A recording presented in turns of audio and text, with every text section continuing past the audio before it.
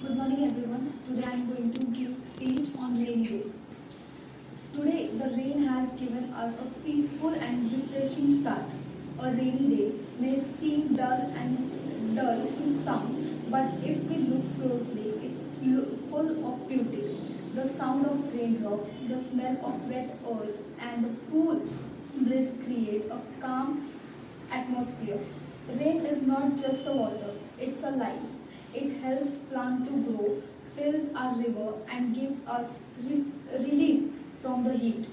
Rainy day also teach us patience and peace. It's a perfect time to slow down, reflect and enjoy a warm cup of tea or a time with family. So instead of feeling gloomy, let's be thankful for this beautiful gift from nature. Thank you.